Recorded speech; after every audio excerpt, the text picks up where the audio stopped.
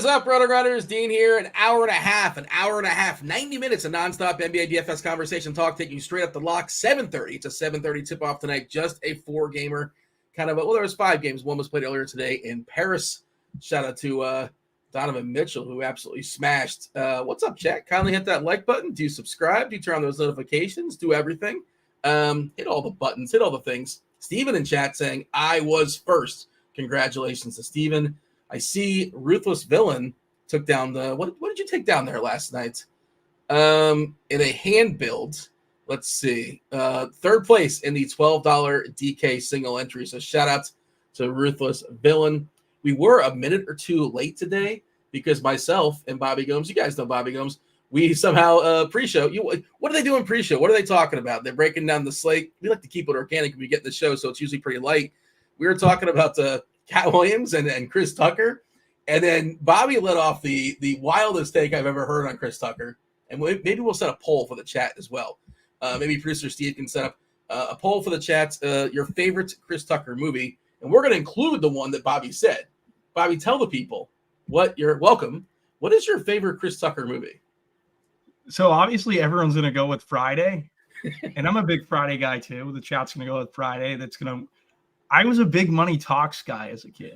That was like it was a movie that I'd watch like constantly for whatever reason. My grandmother had it over her house because my uncles watched it, and I used to watch it when I went over there. And I don't know, nostalgia wise, it's probably my favorite. Maybe the poll should be: Have you doesn't agree with me here? Have you heard of Money Talks with Heather Locklear and Charlie Sheen? I feel like I've seen it. I pull up the picture and I'm like, I was like, yeah, I think I saw that like 20 years ago.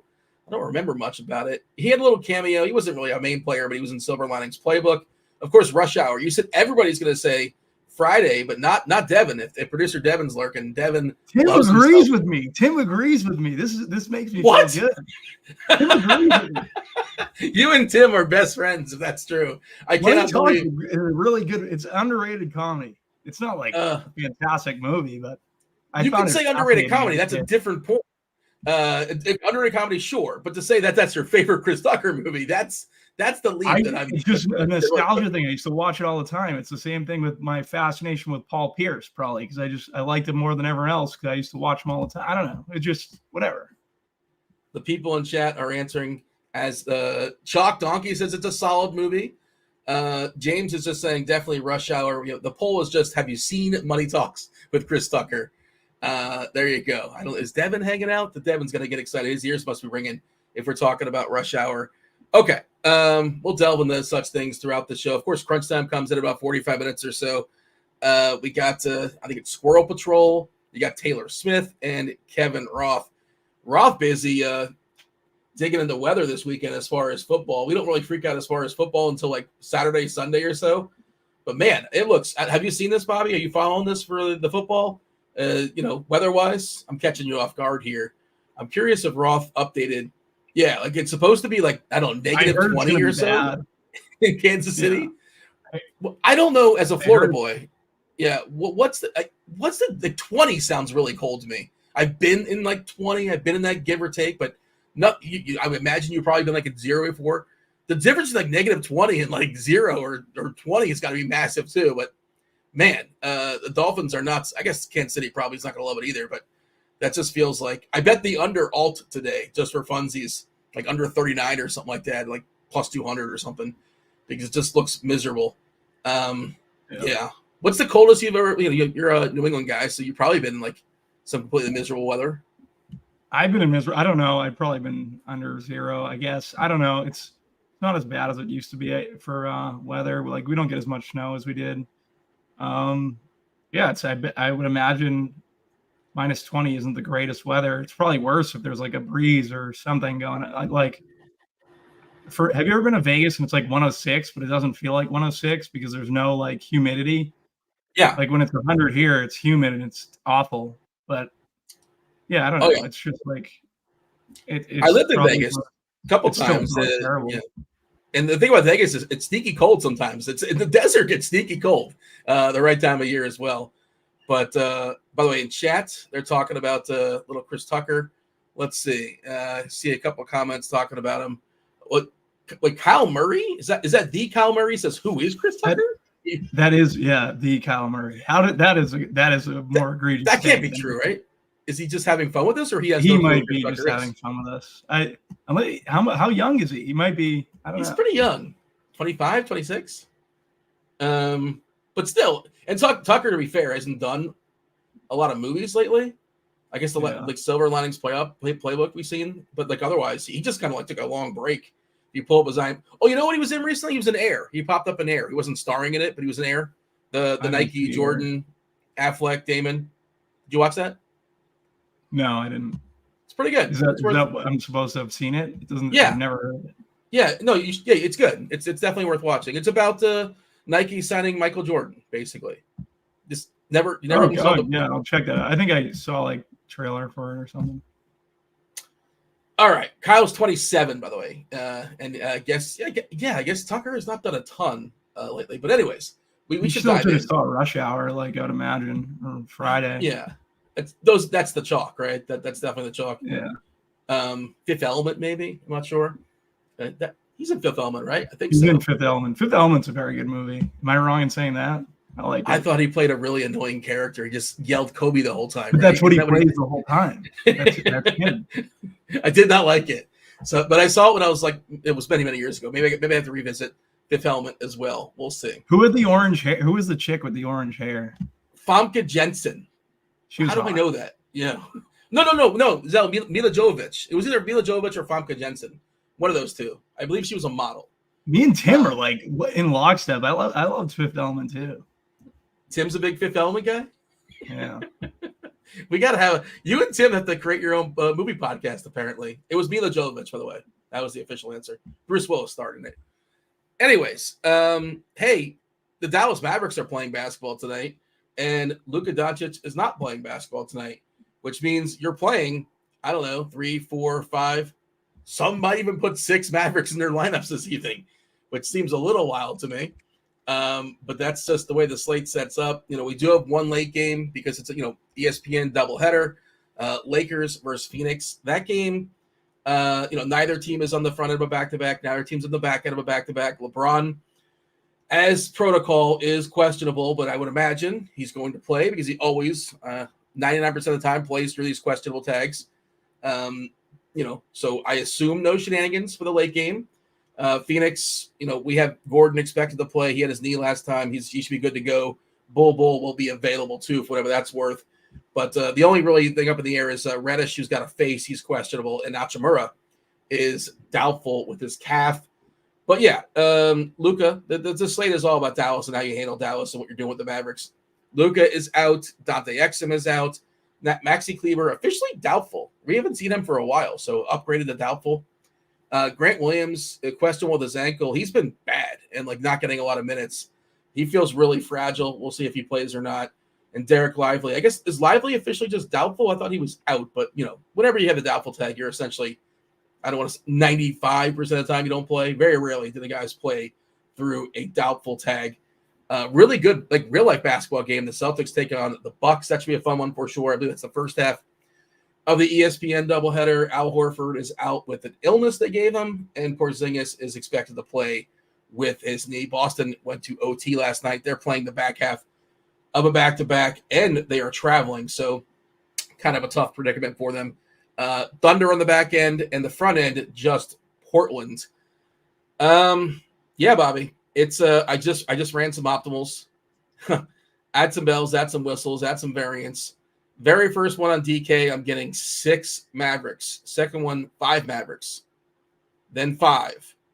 Then 5. FanDuel, you can't get any more than 4. They lock you at 4, and I'm guessing I'm running those 2. I'm guessing it's going to be 4 as well. Of course, we're going to talk game by game in a second, but that is the slate, right? How you handle Dallas is the biggest fork in the road, when it comes to tonight's 4-gamer. Bobby? Yeah, I would say so. So rules I've set up is at least 2 Mavericks on every one of my teams. Are you hearing me there? Yeah, I hear you. Yeah, I'm just my camera got all fuzzy, so if that threw you off, my apologies. I don't know if my internet was messing up. You're good. So at least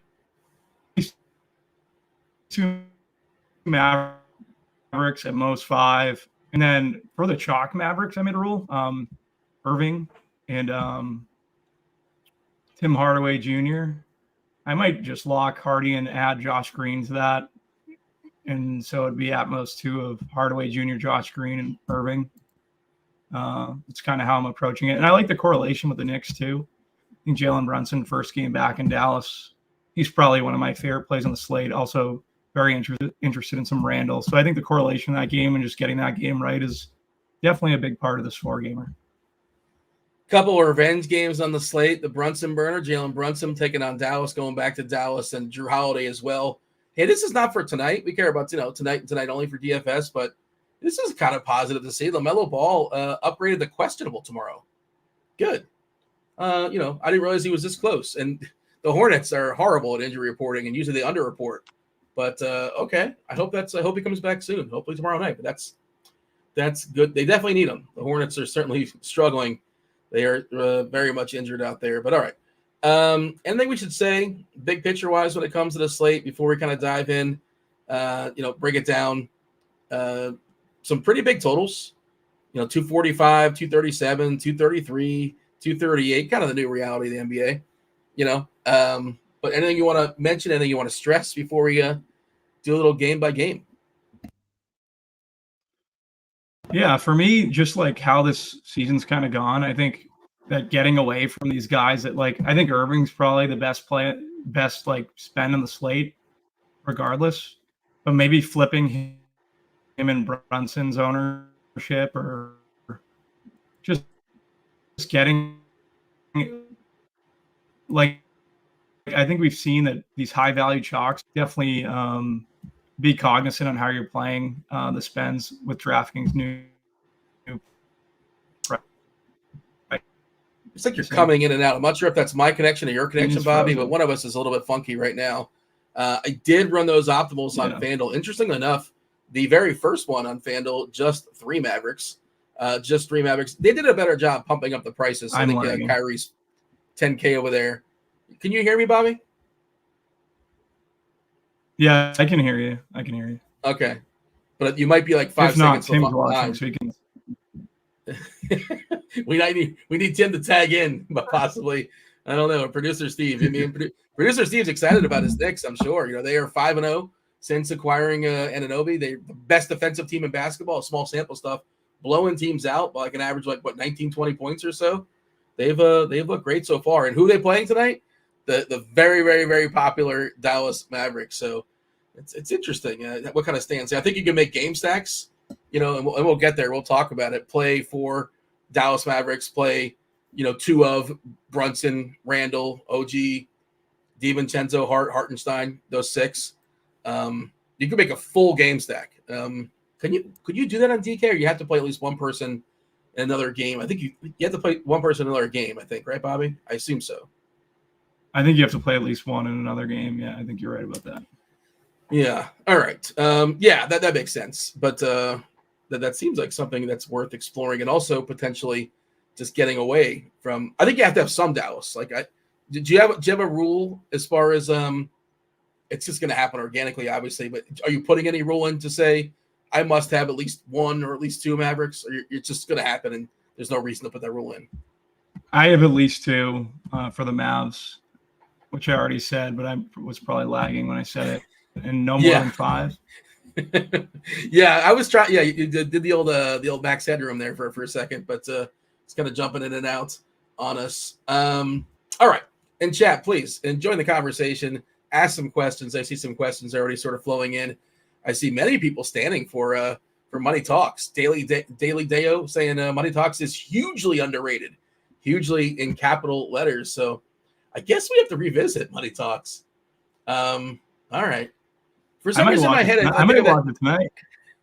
Let's we'll all watch it together. We'll hit play at midnight or something like that. Actually, no. Isn't your bedtime 9:30 or so? You're not watching it tonight. My bedtime is 10 p.m. tonight when the slate locks. But usually, if I could get in, did you sneak in a nap so you'd be good to go by the late game? Some people in chat were saying I just woke up, but no, I looked like I just woke up. But yeah, I didn't get a chance to do that today. I wish I did. All right. Let's dive in. Let's do it game by game. Very first one. This is the first half of the ESPN doubleheader. DTD says he used to have us on VHS. Wow. That's he used to have Money Talks on. Does Kyle know what a VHS is? That's my next question. He can identify it, right? He's seen it before, right? In like pictures. And, probably not. If Kyle's still out there, let us know. Do you know what a VHS? I don't want to give more details, but what is a VHS? All right, Boston, Milwaukee, 245 is a total. It's high and it's tight, right? A lot of fun. Potential Eastern Conference playoff game. As far as who's in and who's out, the only person out in this game of relevance is Al Horford. Al Horford, I don't know why they gave him an illness. He doesn't play back half of back-to-back anyway. Like just say like rest. Maybe because it's a national TV game, they have to make up an illness. Maybe he's actually ill. Hopefully he feels better. Either way, Porzingis is back and good to go. Lillard also, he had a personal issue last time. He's good to go. Campaign also back too. Jay Crowder's still out, but he's been out forever. Yeah, fun game. A lot of fun pieces here, but everybody sort of priced where they kind of sort of should be. Bobby, how are we handling Boston, Milwaukee? Only game at 7:30. It goes 7:30, 8, 8:30, 10 o'clock. So every game's got its own time slot. Ownership-wise, this is, for a four-gamer, obviously ownership gets cut up in bigger pieces, but not so much this game as of right now. The highest ownership piece is Lillard at 17% on DK. Giannis Antetokounmpo at 13%, which is not especially high, considering it's just a four-gamer, but he is a full 12K on DK. I think he's like 12.4 or so on FanDuel. I would say he's 12 plus, 12.3, and 10% ownership over there. So, but he's got to fully smash Giannis. He's got to put up at least 65, maybe 70, to justify that roster spot, considering how just sort of builds go.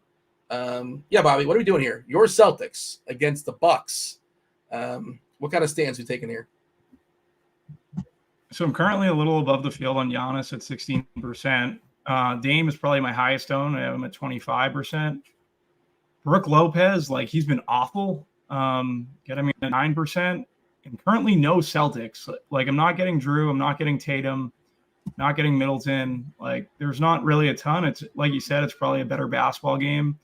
It's actually in terms of rather than a DFS game, but yeah, for me, it's more getting to Giannis at 12K, which, yeah, he's expensive. I'd probably rather AD, rather LeBron, rather SGA, but at 12K, he's Giannis. So I'm probably going to project him a little higher. I'll probably project him for 65, 70 and just see where he hits. Damian Lillard at 8.5. I like him just because he's in that range of Chalk Kyrie. So he's someone that I'm going to be getting to just because he's in that price range, has point guard eligibility. Drew, in terms of revenge, I know that's going to be a question. I'm probably less on Drew than the field, I would say, for sure. No Tatum and no Middleton currently. None of the other Celtics either, for that matter. So not a ton from this game, but definitely on the Milwaukee studs a little bit. Giannis 1.69 fantasy points per minute this season. That's so good. Even separating from guys like Tatum and Lillard. Lillard 1.24, Tatum 1.34. Obviously, it shows up in the asking price, but really, he's just so good. I think is there a chance? Do you think there's a chance maybe these guys get an extra minute or two, just because 82 game season? This feels bigger than a Tuesday in Utah, right? They didn't play yesterday. Milwaukee, that is. Milwaukee doesn't play tomorrow. I think there's a chance we give Giannis, what are we projecting him for, at 33? Oh, we're projecting for 36. So yeah, that's a pretty big number for Giannis. That feels pretty big to me as a median projection. 36 for Tatum, back half of back-to-back for Boston, also travel, also played overtime last night. National TV game, you get an extra couple commercials too. If you really want to dig into that stuff as far as rest, you can rest just a little bit longer when the game's on national TV. They add an extra commercials when it's on ESPN, ABC, TNT, whatever. Yeah, it's a tricky one, and just sort of thinking about how well do you know how So you have an hour before the Dallas New York game, right? And if you have a player that's tanking, fully tanking in this game, like an a la carte piece or whatever, maybe get away from. Doesn't mean they can't recover in the second half, but I'm thinking a little too deep about it. But I'm just thinking about possibly like changing up lineups. If, say, for example, you have Giannis and he's got like 17 points and it's like 8 minutes to go in the third. So maybe all of a sudden, if you have like a chalky Dallas stuff, just get away from that because you're probably dead. Because everybody already has the Dallas stuff. So try to figure, I don't know, go to Phoenix and the Lakers or something. Just a thought, just sort of throwing that out there. Maybe you can salvage a lineup. Goofy stuff happens with Dallas. Anything else that we should say here as far as Boston, Milwaukee? Just everybody's just kind of priced what they should be, right? And ownership is reflecting that. Derek White, 4%, Brown, 4%, Middleton, 7%. It's not hard to get over in any of these guys, but, they all are priced basically where they should be. Boston, great defensively this season. They're second best defensive rating. Milwaukee, bad. You get rid of some of their better defenders. You add in Lillard. That's what's going to happen. Well, Holiday, you get rid of Holiday and you replace him with Lillard, your defense is going to get pretty bad. I think they're 21st. And Boston, not just second in defensive rating, they're second in offensive rating, right behind Indiana. And then Milwaukee, they're on the podium. They are third. Anything else you got here, Bobby, before we move on? No, I think we pretty much covered it. Steven wants to know, can we fade this game? I think you can.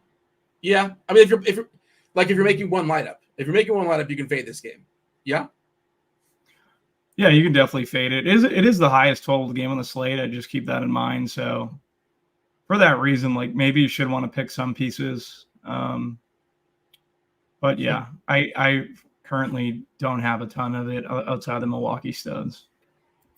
In chat, they're suggesting a Hartenstein, Hardy, Hardaway stack. That's pretty fun. There you go.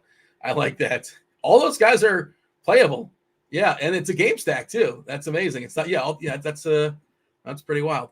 Eric wants to know. Our guy Eric wants to know the ownership currently on Holiday. I might have mentioned it, but if I didn't, it's not especially high. Yeah, about 3%. It's not. Revenge is not factored in. Is it not? Revenge not baked into the lineup HQ? I don't believe it is.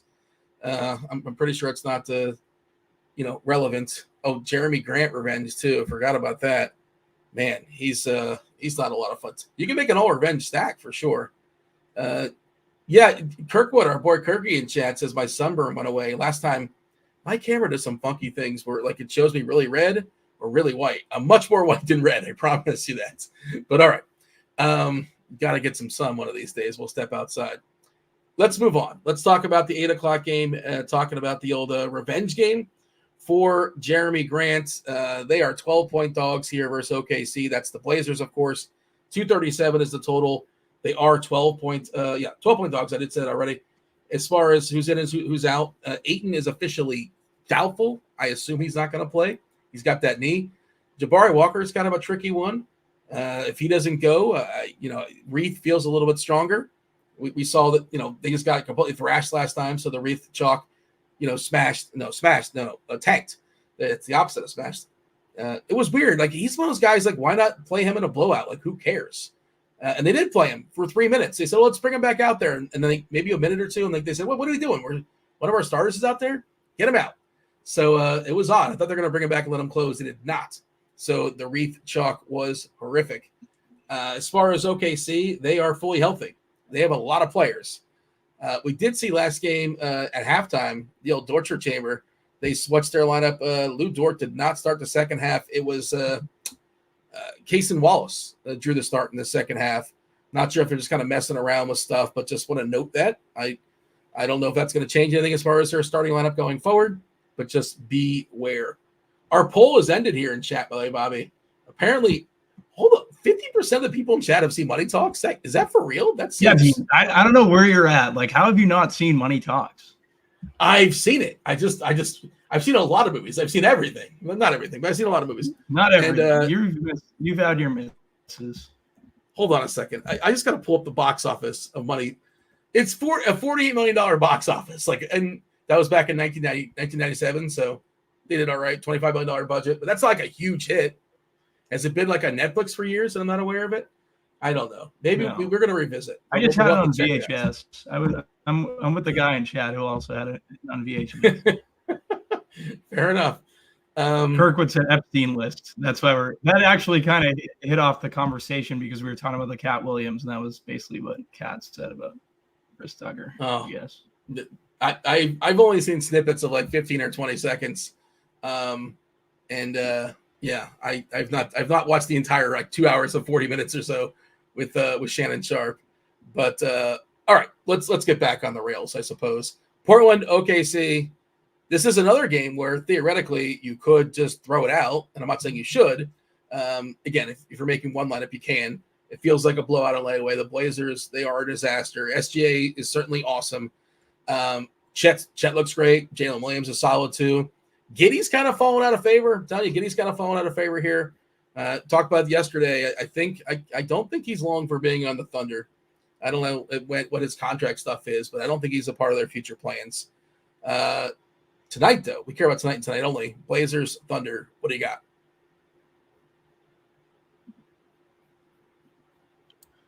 Yeah, I really like Shea at 10-4. Probably I have 35% going to Shea out of my 150. I will say, like, Chet's been unbelievable. Like, Chet at 7-9, like, I'm definitely going to be overweight to Chet. Definitely going to be overweight to Jalen Williams. I think Shaedon Sharp at 5-4. Like, he's in that same price range as Tim Hardaway. And, yeah, we talked about Tim Hardaway being chalk, and I have a rule that's at most 2 of Irving, Hardaway, and Hardy, but I might just lock Hardy and make it Josh Green. So at most 2 of Irving, Hardaway, and Josh Green. And Hardy's right in that price range and shares the same position eligibility. So he's someone I'm not Hardy, sorry. Sharp is right in that price range and shares the same position eligibility. So he's someone I have interest in. Yeah, if Jabari Walker were to sit, I think we see the potential with Duop Reed. So I wouldn't mind going there. He's at 5,700. I think he would improve in that situation.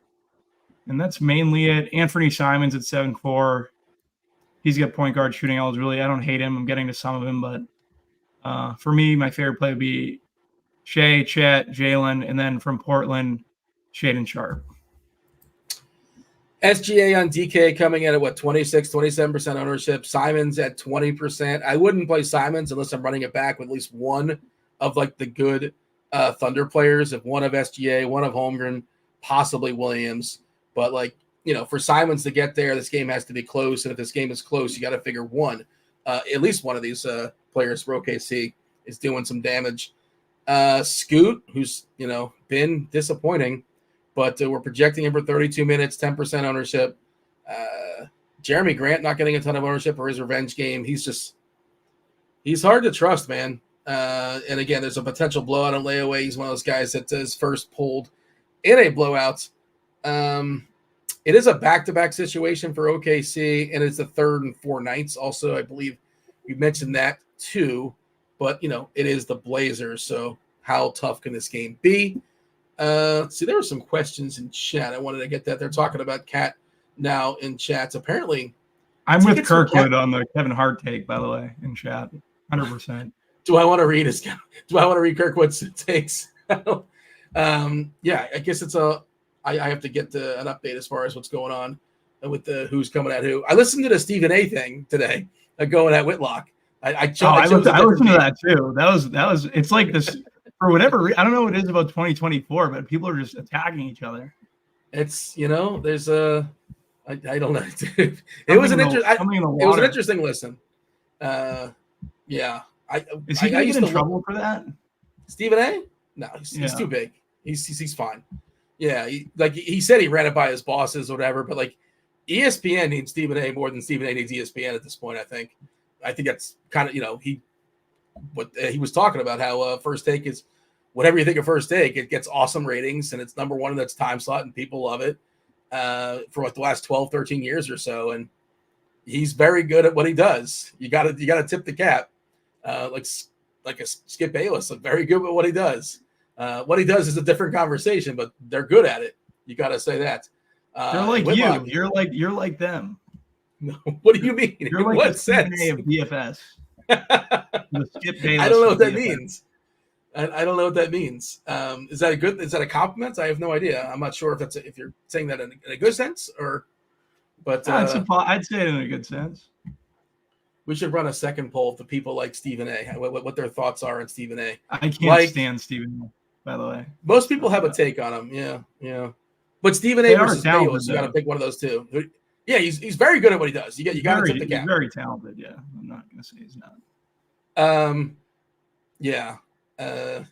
I see a positive comment on Whitlock, and you don't see many of those these days. So, all right. Hoosier saying banners. He likes him because he's an indie guy. It seems that's a little bit of bias there. But all right.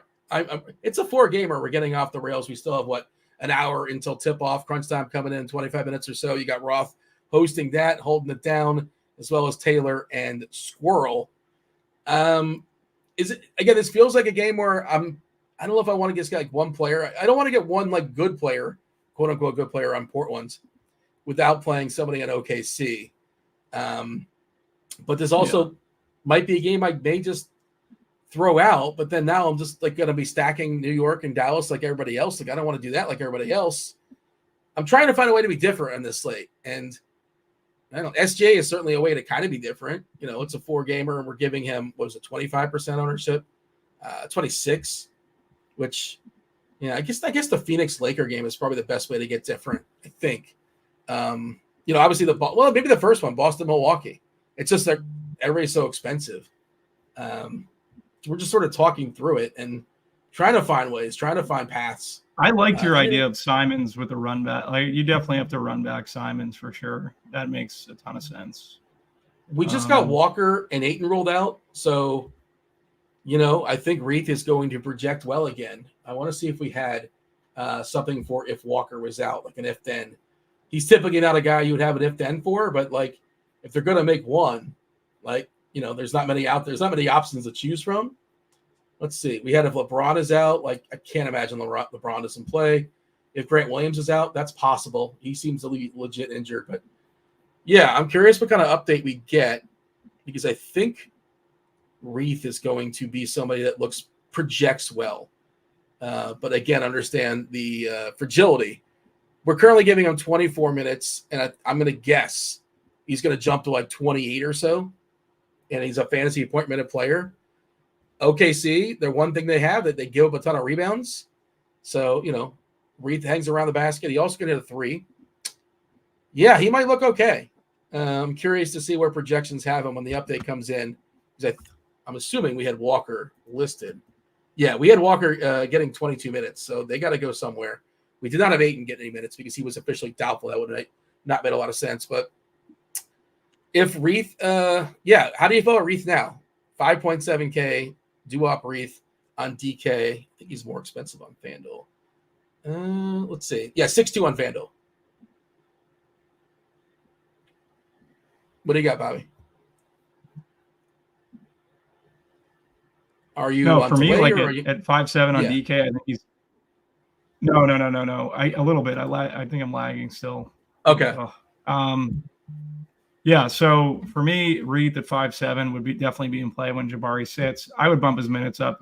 You said we'd probably bump him around 28. I think that's fine. I'm guessing maybe even 30 wouldn't shock me. At 5.7, do you need to run back? No, no, I don't think you have to. But again, like I don't know why they wouldn't play some garbage time. Apparently, Brogdon was just scratched too. Yeah, he's resting. Man. They're not playing Brogdon at all. Remember they were playing Brogdon like 35, 40 minutes a game earlier in the season, and I was having fits about it on back-to-backs. He's been relegated like 15, 20 minutes now, and now he's just going to rest.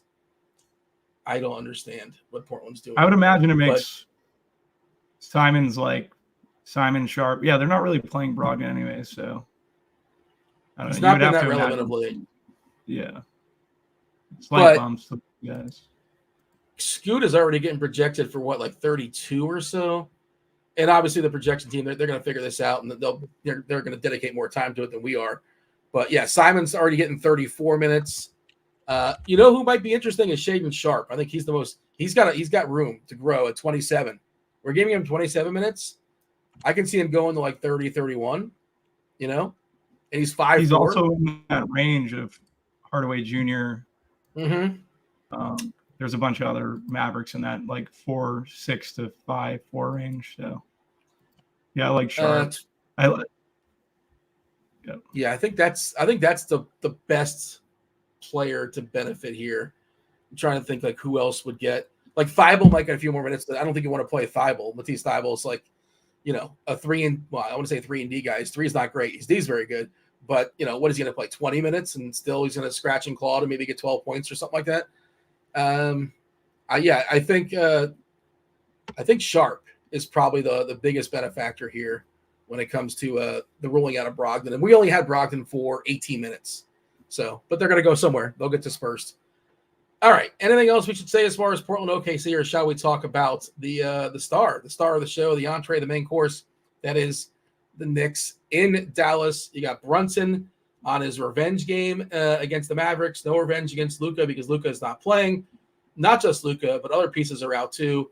Dante Exum is out. Maxi Kleber's been out for a while. I think Kleber's officially doubtful. Lively officially doubtful. Grant Williams legit questionable with his ankle.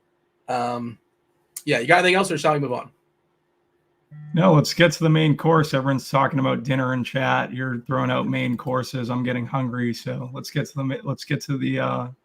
That's why I did that, by the way. I did see people talking about. I think it was Kirkwood was talking about chicken parm or something. All right, I couldn't believe this, Bobby. Not to call you out here, but like I think you have family that like owns like Italian restaurants or like maybe pizzerias. You don't know you didn't know what a stromboli was. Like, is that like not a northeastern thing? Is that a creation down south? No, I'd heard of it, but I didn't know exactly. Like, I don't know. Like, I never ate like chicken parm over pasta. Like, I never ate. I don't know. It's just weird. I guess it's different in my area. I've obviously had chicken parm subs. It's not the chalk. No, but I never like when people get chicken parm, they get it over pasta. Like I used to just have chicken parm subs. I had an eggplant parm sub today, but like it was never something that I ate over like my pasta or stuff like that. I don't know, which is I've heard of strombolis, but not wasn't something I was eating regularly. It's in like the calzone coaching tree. Very similar, but no ricotta, no ragout. Okay. Most popular play in New York and Dallas. We're currently seeing Jaden Hardy coming in at a whopping 80% ownership. Certainly the most popular play on the slate. You mentioned THJ, Tim Hardaway Jr., 47%. Kyrie, 40%. Dwight Powell, 39%. Dwight Powell, you cannot be serious. Dwight Powell, yeah, I am serious. And don't call me Shirley. Dwight Powell, that's going to change. I think that changes a little bit with the Reed stuff. Obviously, the ownership stuff is what, as of half hour ago, 45 minutes ago. As a general rule, Bobby, I do not want to play Dwight Powell. Like 9 guys need to be out, and then like, okay, maybe we'll play Dwight Powell. DJJ, Derek Jones Jr. also getting a fair bit of ownership. This Dallas stuff, it's outrageous. They all look good as far as the projections.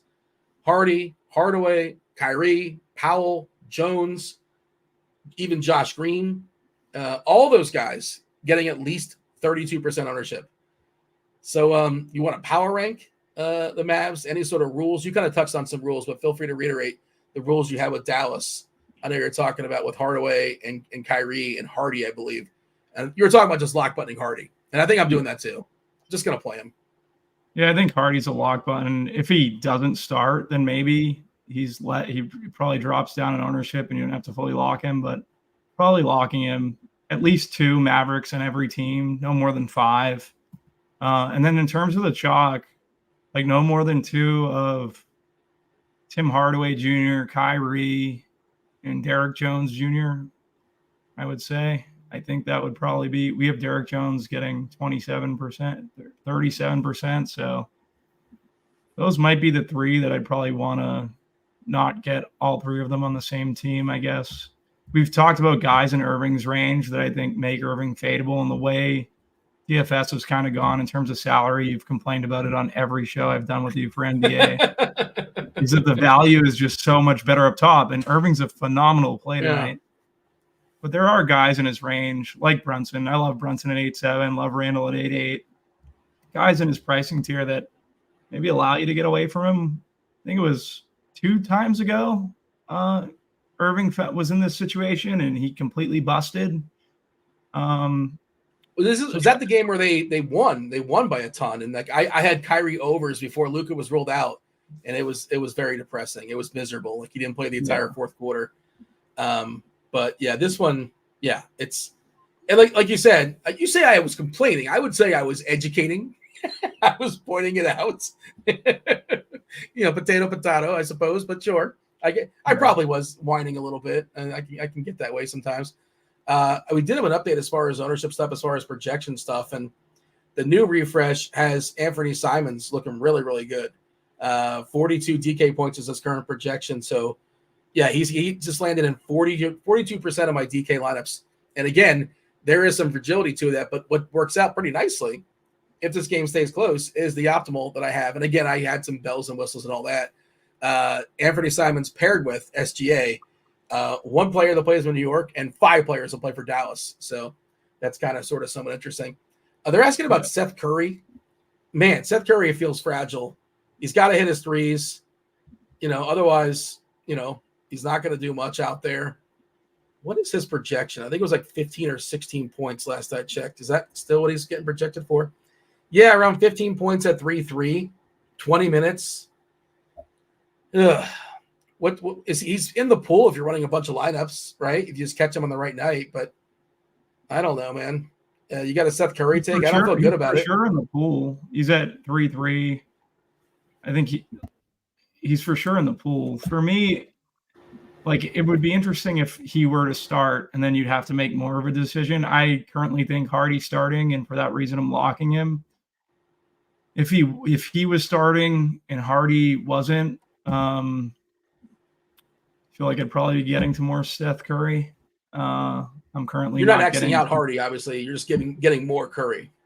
Correct? I'm getting to more Curry. Yeah, I'd still have like 45% of Hardy or 50% of Hardy. Like, I don't know. I just think it would bring Curry more into play if he was starting. But outside of that, like I don't love Curry as a play. The price savings is fine at 3-3 if you're trying to get up to Giannis, but he's not. He's probably one of my least favorite Mavericks, I would say. Current projection is Kyrie, Hardy, Green, DJJ, and Powell drawing the start.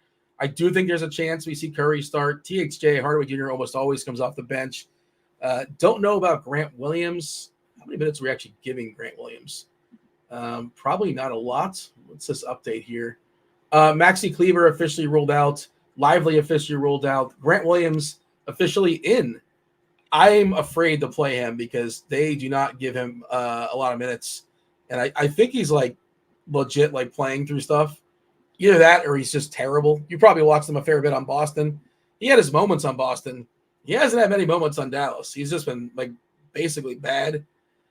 How many would he give him? Like 15, 20 minutes? How many minutes we giving Grant Williams? I think we're giving him 21.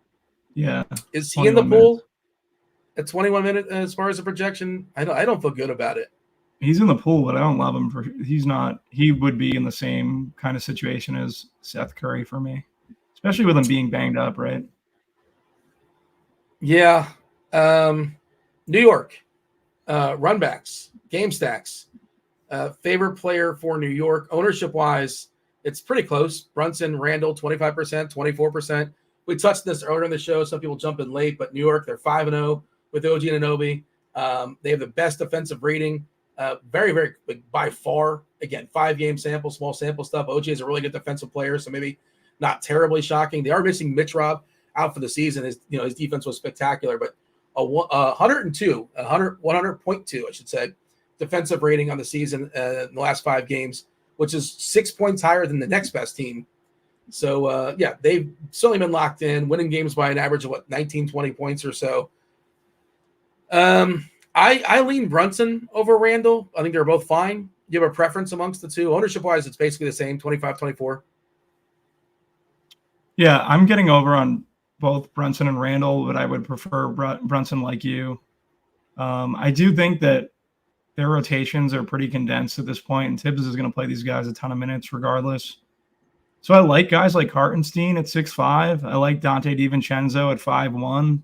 He's been playing very well. Tim Hardaway Jr., like we talked about, he's in that 5'3" range, and DiVincenzo pretty much has small shooting guard, small forward eligibility, playing the same position. So interested in getting over on DiVincenzo, Hartenstein.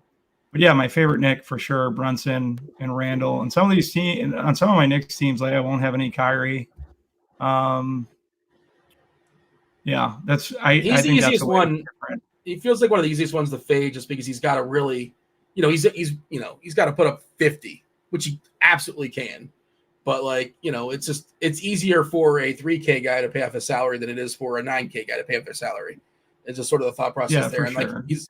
he's got to beat, the likes of LeBron and Booker and, the guys on Boston and Milwaukee, basically, he's got to beat Simons, not necessarily, but you know what I mean? He's got to really shine. He certainly can. He's best positioned to do so, but not something I'm going to have in every single lineup. Brian's asking about Rashawn Holmes. Gets? What's that? Who do you think OG gets? That's a good question. Would they just throw him on Kyrie? Is that something they would do? I don't want to say they would, and then it not be either Kyrie or Hardaway. I would imagine. It might be Kyrie. So, yeah, I'm not positive. Maybe it's a question for the next show, but it is something that I'm interested in figuring out. Yeah, I mean, I think it's probably Kyrie. There's a lot of switch stuff in the NBA and a lot of transition stuff, and the game is faster, so I don't freak out too much as far as individual matchups, but that would not be ideal. Kyle said he'd be surprised if it wasn't Kyrie, so I'm going to trust Kyle. Yeah. Does Kyle know ball? Does he have his hand on the court? Kyle knows ball for sure. You were on the show with him last night, Dean. I know he does. I was just asking you. I was giving you a layup. I know Kyle was balling out on the show last night. Kyle had a lot of good calls on that show last night. Yeah, Kyle's a stud. All right. But DiVincenzo, Hartenstein, Josh Hart, those guys are all in play. You have a favorite amongst the secondary players for New York? I like Devo, 5'1". Give him for 25 minutes.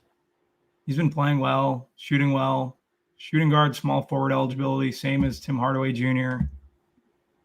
I like Devo. I think Hartenstein's a good play as well, though. Yeah, I mean, life comes at you fast with the price for Hartenstein, but, it's been pretty justified. Yeah. Good matchup against Dallas. Dallas not a good rebounding team. Somebody asked about Rashawn Holmes.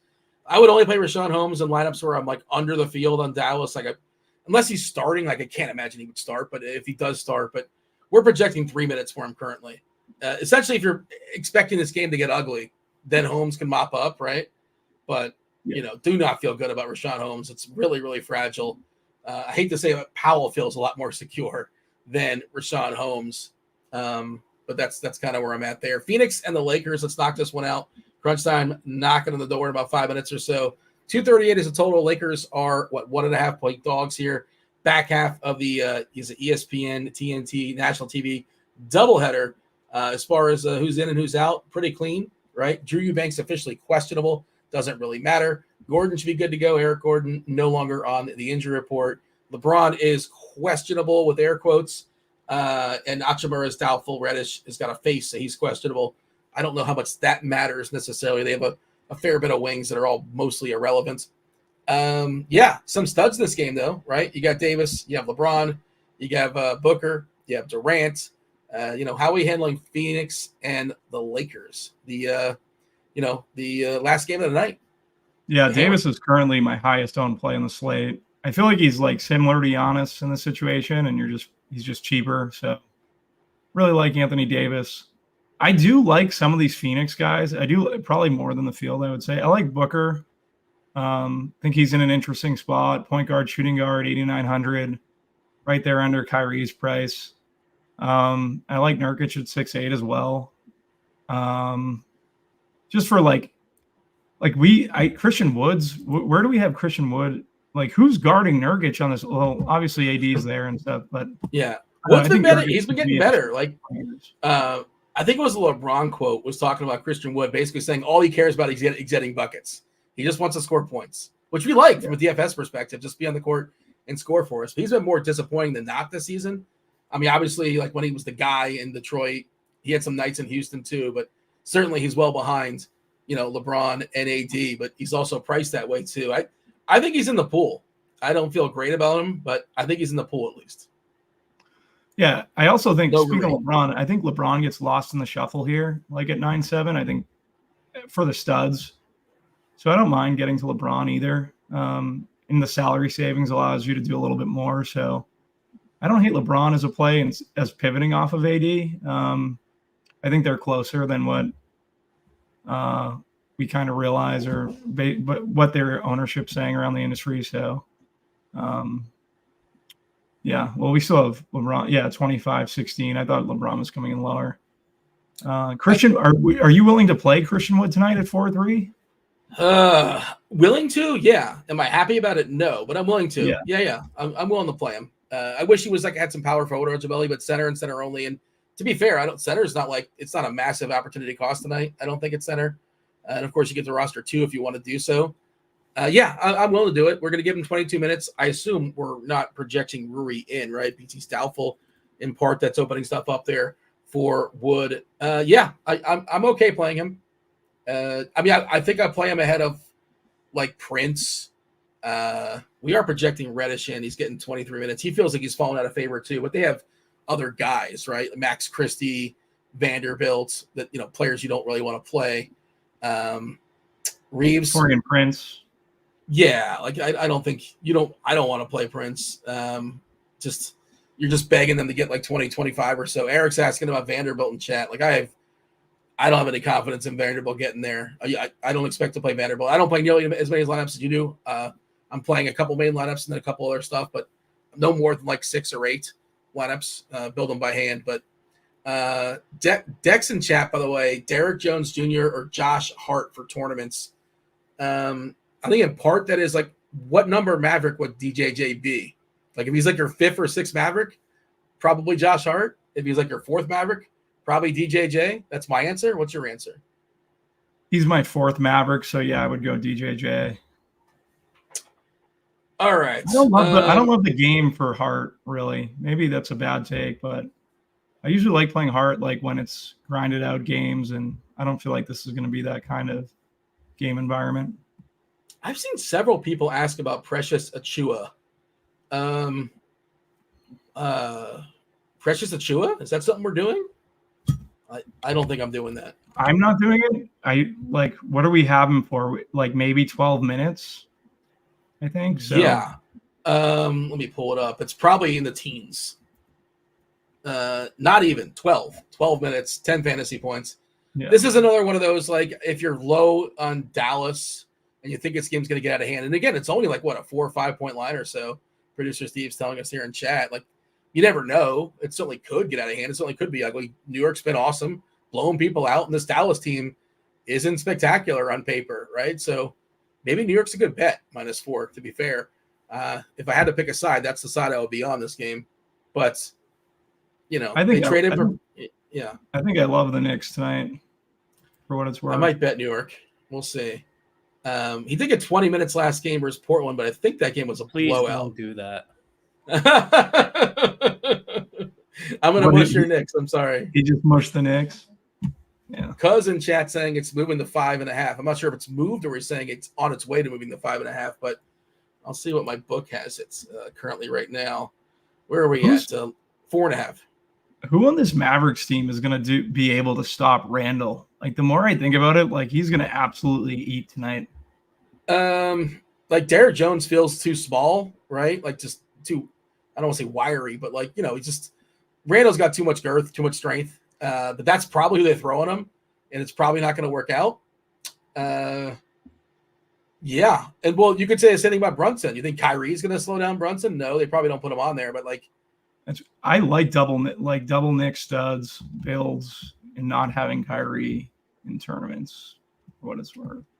And the other thing is we know Tibbs, he will play his guys 35, 40 minutes or so, unless the game gets completely out of hand. We saw it the other day where he showed a little bit of mercy.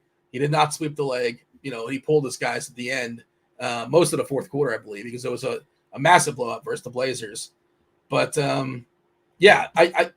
Brunson and Randall both look really, really good. If I had I see Butto, our guy Butto in chat, he wants the old show it in the Field in the Plums play. I think Brunson is that guy. The old Field in the Plums for me. By the way, we did get an update on the Blazers stuff, the Blazers minutes. Let me just circle back on that. I know crunch time's coming in here in a second, but yeah, Simons looks really good, 35 minutes. Scoot, 33.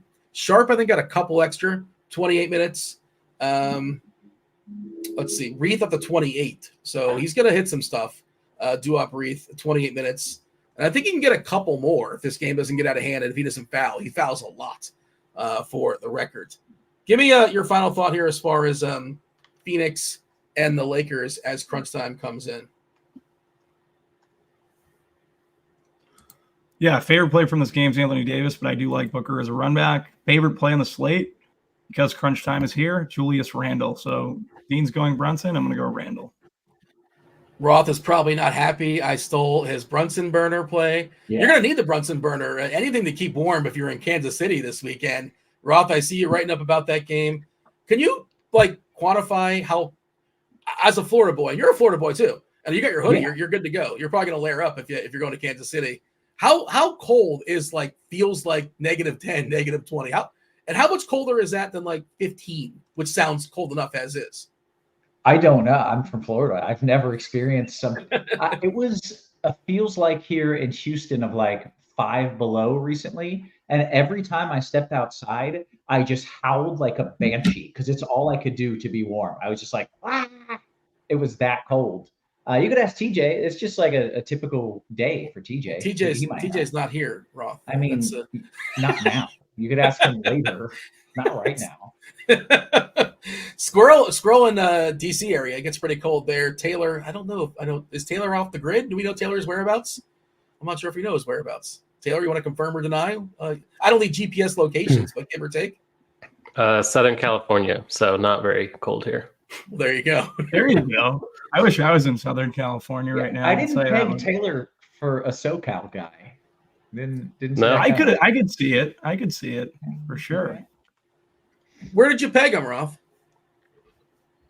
Midwest, definitely. He's got. I did grow up in Houston. Middle of the Midwest. Where'd you grow up? In Houston. Lived near DC. Lived in Alaska once, so all over. Okay, I could see. Oh, Alaska. Well, Alaska, you buried the lead. This is exactly what we're talking about. I was like 7-ish, so I don't have a great memory of that, but yeah, pretty cold up there. About a half hour till the slate starts. Myself and Bobby, we should see ourselves out. Do appreciate y'all watching. Hit that like button. Do subscribe. Do turn on those notifications. You got Squirrel and Taylor and Roth taking you home. Crunch Time, FanDuel sponsor, Crunch Time. Roth, take it away. Tell them about SimLabs. My bad. I forgot to tell them about SimLabs. I got too excited talking about Chris Tucker, amongst other things. But Roth, if you don't mind, tell the people about NBA SimLabs. It's a thing now. Take it away, Roth. It is the thing I'm most excited about. Good stuff, as always, Dino and crew. Welcome to it, ladies and gentlemen. This is Crunch Time. I'm going to take you up to lock. We're going to take you through lock. We're going to answer your questions as well. Dino mentions this is a pretty special time because SimLabs is free right now. It's still in beta, but Sunday is the last day it's in beta, and by Monday, it's going behind the paywall. If you don't know what that is, we're using the power of the Sims. It combines data from every aspect of the slate, churning out lineups to match your preferences. Super easy to do. It just takes a few clicks to set up. You can have hundreds of smart correlated lineups ready to go for whatever contest type you want. You get to set that as well, which is really neat. And it's new for NBA as of yesterday. Try out NBA SimLab for free. The link is in the description. Seriously, check it out. It's awesome. I love it. We also have some special stuff going on FanDuel. I will get to that in a bit. But first, let's bring in the crew. The link, someone said link. Link is in the description of the YouTube channel. It's kind of hidden, but that's where it is. And it's really, honestly, honest to God, it's worth it. Click the link and play with it. There it is. There's the link.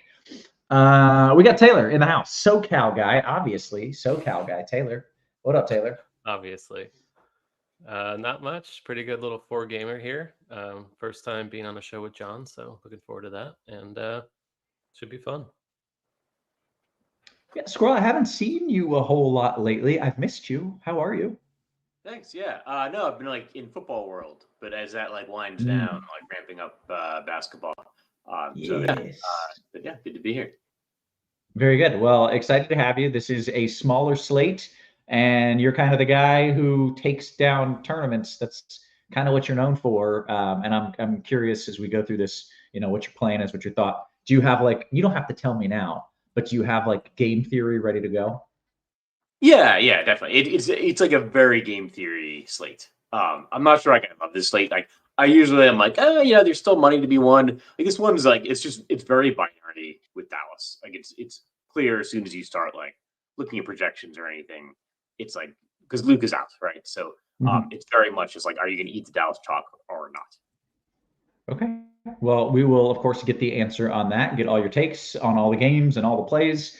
But we should jump into things as we usually do with a little FanDuel catch build. And Taylor, that is what you are here to do, my man.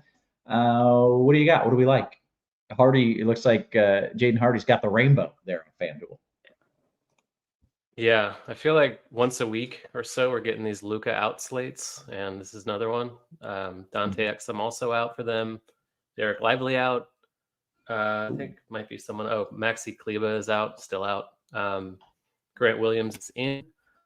So yeah, we're going to be getting to a lot of Mavs, definitely in cash. Don't care about ownership that much, of course. So Jaden Hardy is $5K on FanDuel, so he's significantly cheaper on DK, but still pops in projections on FanDuel, projecting him to start.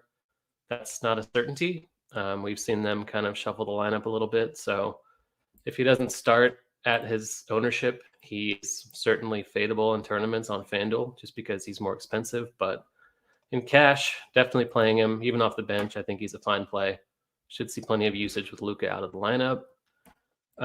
Kyrie, we haven't really seen get a big usage bump without Luka this season. He's actually been down with Luka and Exum off the floor, but still a good spot. The game has a tight spread, kind of surprisingly.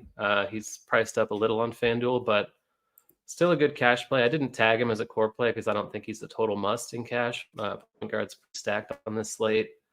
SGA looks great, over 11K on FanDuel, but really good matchup for them against Portland. The Portland defense is trending in the wrong direction these days. Anthony Simons, we're projecting him for a few more minutes here with Malcolm Brogdon out. He is 8K flat. This game does have a wide spread, but in cash, point per dollar wise, Simons looks good for the dollar at 8K. Jalen Brunson, revenge game on the other side of that Mavs game. Great play in tournaments, great play in cash, 9K flat on FanDuel. Yeah, so that's the reason Kyrie's not a must, because there's a ton of point guards out there tonight. I know Ross going to be all over that one tonight. Yeah, I mean, you gotta play Brunson in the revenge narrative. I play him every night anyways. Might as well do it again tonight. Right. Yeah, and the numbers back it up, so he's a great play regardless, even if you're meansy and don't care about narratives. Other shooting guards we can look to: Josh Hart, playing big minutes off the bench for the Knicks since the trade. 5K flat on FanDuel is fine for him on the other side of that Mavs game. Grayson Allen, not the most comfortable value, but he is 5'4". Phoenix is healthy, but matchup against the Lakers isn't bad, especially for three-point shooters, and that's kind of all Grayson Allen does while he's out there. So I think he's fine in cash. DiVincenzo, kind of the same thing as both those other guys. If you want to get to him, no qualms with that. Tim Hardaway, not quite a must. He's a little priced up on FanDuel compared to DK, but he does get the biggest usage boost on the Mavs with Luka off the floor. So he does still grade out as a fine enough cash play, even at a higher salary over here. Derek Jones should see plenty of minutes. Not the best per minute guy, but cheap enough to pay off a $5,600 salary. Not a very comfortable play in tournaments at ownership, but fine with getting it to him in cash on FanDuel. Julius Randle sliding over to power forward. Great play for the same reasons. Brunson's a great play. The Mavs defense is quite poor in the paint with Lively off the floor. He should smash. His price never seems to rise too much either. He looks good. LeBron and AD. LeBron's a better value point per dollar wise, but AD is just kind of smashing every single night. The matchup against Phoenix isn't ideal, but just the minutes he's playing are massive. I would like to get up to him if I can in cash. And at center, we're looking at Dwight Powell, unfortunately. With Lively out, he's starting. His minutes have been okay. I think in cash, you just kind of bite the bullet with him. Certainly an argument to fade in tournaments. And Duop Reith looks a little better now with Jabari Walker out for Portland. Should see most of the minutes. And I think that pretty much wraps it up on FanDuel. Okay, very good. Well, let's kick it to Squirrel and get some tournament takes. Somebody in chat just said Squirrel has made me a lot of money, but you're only as good as your last appearance, Squirrel. So you've got to deliver again here. What do you got for us? Yeah, so it really just like the main thing on the slate is Dallas. So you either have to like embrace the chalk or try to get away from it. So just like going through position by position. And I'm like in tournaments like kind of trying to get away from it, especially on FanDuel. Like FanDuel kind of proactively priced the Dallas guys up. So like Kyrie is 800 more than he was. So it's like he should have a good game without Luka, but like if he doesn't have a good game, like he's not going to land on the winning lineup. So what I'm generally trying to do is if I'm using like a really Dallas heavy lineup, I'm trying to have at least one or two Knicks on the lineup. So at point guard, like that's Kyrie and Jalen Brunson. But then I'm also like getting away from a little bit with like some Damian Lillard. Boston, I think, gives up like the third fewest points per game in the league, but they give up the 8th most 3-pointers. It's like they get like hurt on the perimeter, like 3-point shooters. Seems like a Damian Lillard game. So using like a lot of Damian Lillard, playing some Bradley Beal on FanDuel at point guard, some SGA. Shooting guard, Jaden Hardy is 5,000 on FanDuel. He's like even cheaper on DraftKings when we get there.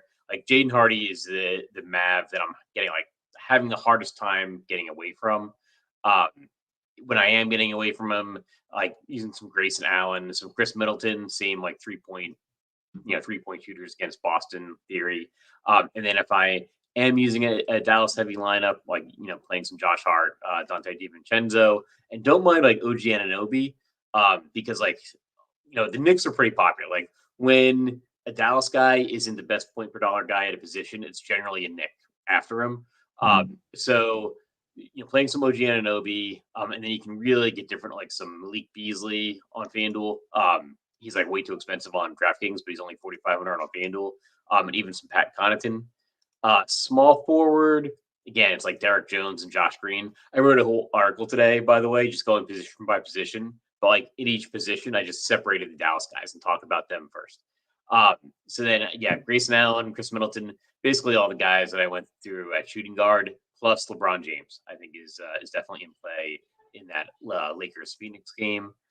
Power forward, again, the Dallas guys are Dwight Powell and Derek Jones Jr. The Knick is Julius Randle. I actually like Julius Randle as my favorite of all of the Knicks. Dallas gets killed on the boards. I think they give up like second most rebounds after Washington, who gives up like an historic amount of rebounds. But right after them is Dallas, and it probably doesn't help that like Derek Lively's out, that Max Kleber's out. So like Julius Randle, and like Isaiah Hartenstein as well as like a pretty off the board tournament play. But I still have some Jabari Walker in my FanDuel lineup, so I'm going to rerun that. And then at the center position, again, like Dwight Powell. Then on FanDuel in particular, like Yusuf Nurkic is pretty well priced. I don't mind like getting some Chet Holmgren, because like Portland keeps losing their centers. So Oklahoma City is not generally a good rebounding team, but like Portland, I've got to imagine is getting worse. So don't mind me some Chet Holmgren as like a spend up tournament option. And then if you're going really cheap, like Luke Cornett is only 4,300, and like with Al Horford out, he should get some more run. Sometimes like, because you have to play one center and only one center on FanDuel. Sometimes like when all the centers are terrible, like you just want to go with the cheapest guy possible who like does decently. And so Luke Cornett might be that guy tonight. Okay, good stuff. We should note this show, by the way, sponsored by FanDuel. If you bet $5, you get $150 in bonus bets for new users in Arizona, Colorado, Illinois, Indiana, Iowa, Kansas, Louisiana, Maryland, Massachusetts, Michigan, New Jersey, New York, Ohio, Pennsylvania, Tennessee, Virginia, West Virginia, Wyoming. Terms and conditions apply. Must be 21 and up. Gambling problem? Call 1-800-GAMBLER. But also, as of today, those of you in the great state of Vermont now have access to the FanDuel Sportsbook with a new special offer. Bet $5, get $200 in bonus bets on any market. Terms and conditions apply. This offer, of course, only available to new users in Vermont. But congratulations to you in Vermont getting in on the action. I am jealous. Let's kick it to DK. We had a question in the chat, and it was, hey, what are some good lineups for DraftKings? Give me some players that will score big. And yes, part of what we do is trying to tell you the best plays, especially Taylor, because he's working on a cash build, which is basically just these are the best plays. But what you need or should take away from the show is not just these are the best plays, but also some of the game theory stuff about how to correlate your lineups and how to build. Because the point is not just, I'll do really quickly. The point is not just to give you a fish, it's to teach you to fish. Like the point is literally to help you improve your skills. So make sure you're listening, especially when we talk tournaments, because there's game theory behind it. Just playing the best dudes isn't the best thing, as weird as that is. Does that make sense, Squirrel? Is that weird? Is that Yeah, you I on think board it's with that? well said. Okay. All right. Very good. Okay. With that, now let's talk about the best dudes.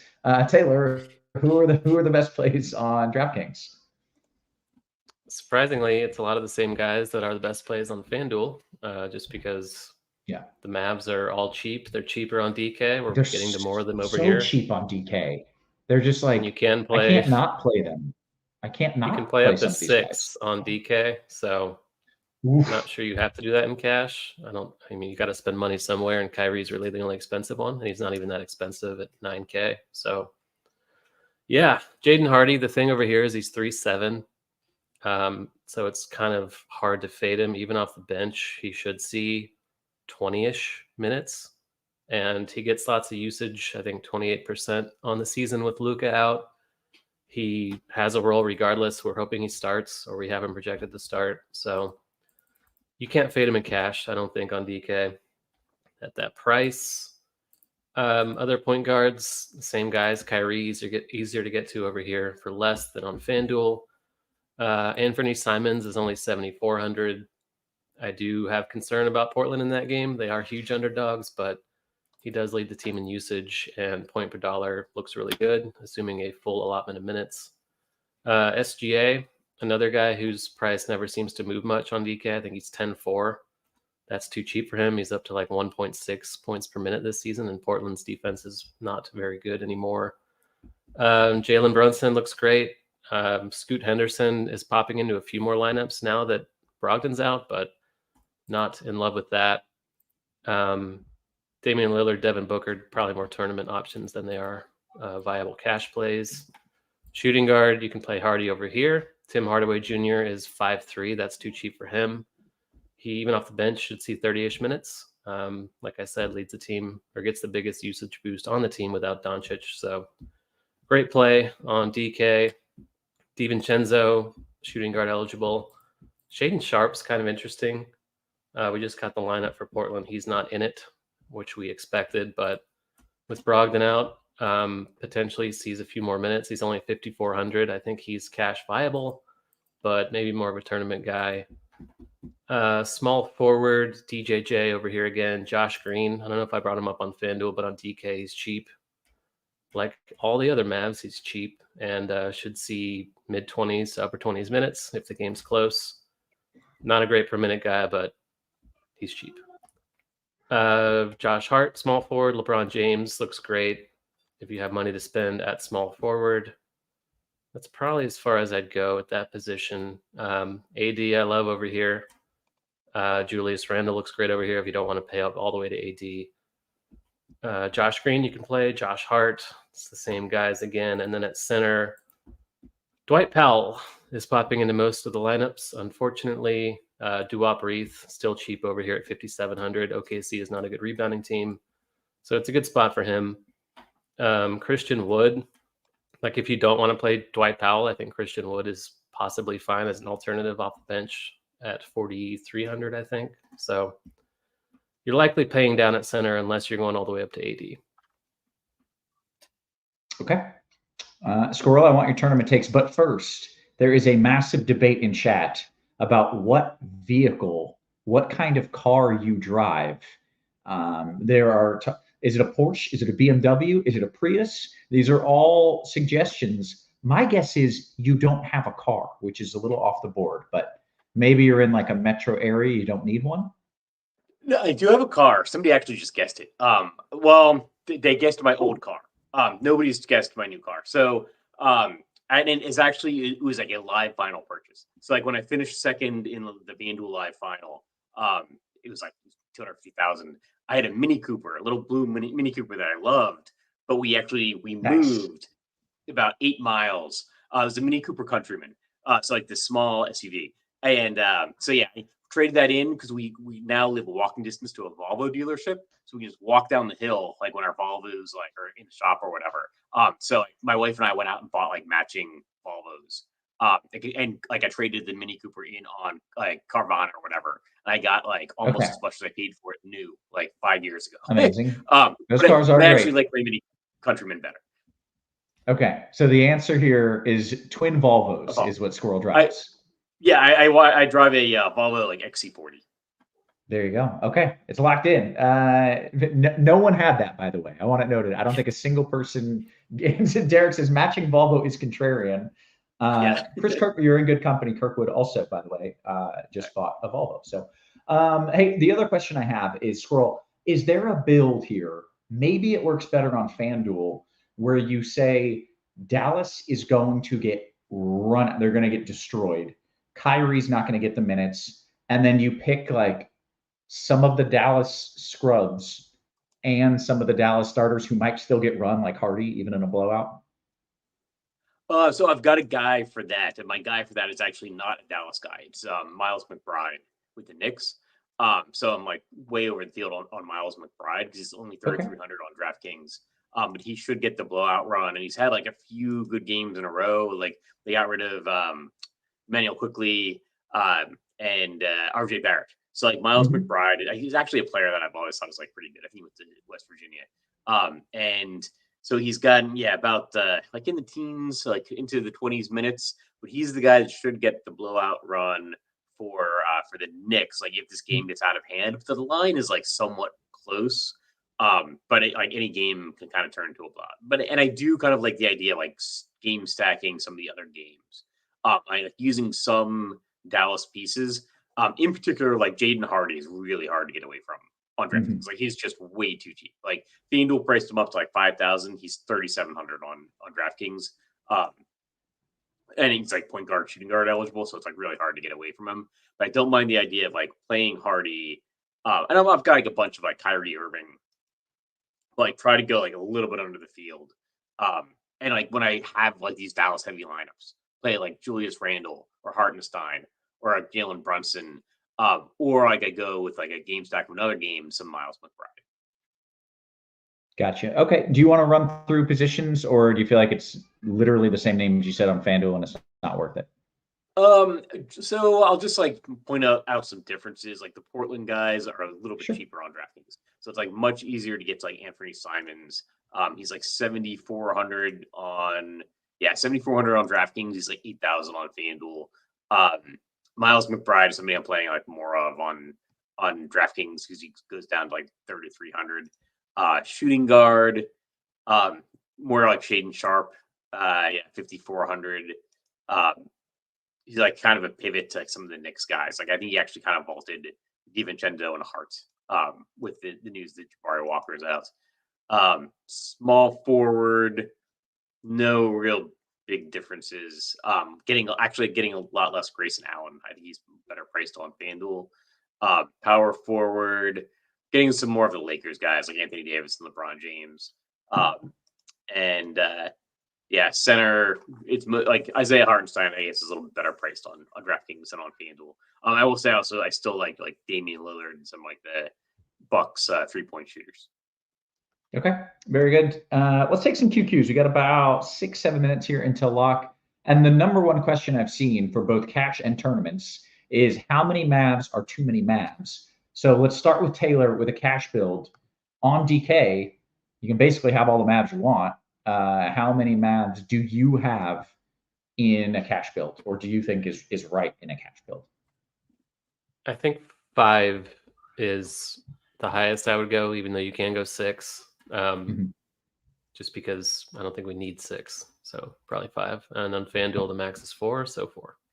Okay, great. Squirrel, how about you for tournaments? Is there like you either go all in or fewer, or do you have like a number that you think works? I think you can go pretty much with any number. I think actually even like 6 is viable. I would just try to have like if I'm going heavy Dallas, I want some Knicks. I actually got like the DraftKings error when I uploaded my lineups. Like you need to have more than one game in your lineup. Because like that's how good the value is with like the Dallas and New York guys. But I think it's also good to have some other game stacks, like at least like 3 guys from the same other game, or do 4 or 5. Just figuring one of these other games like might go to overtime, might go way over its total. So I try to have like some kind of correlated like differences from the Dallas Knicks game.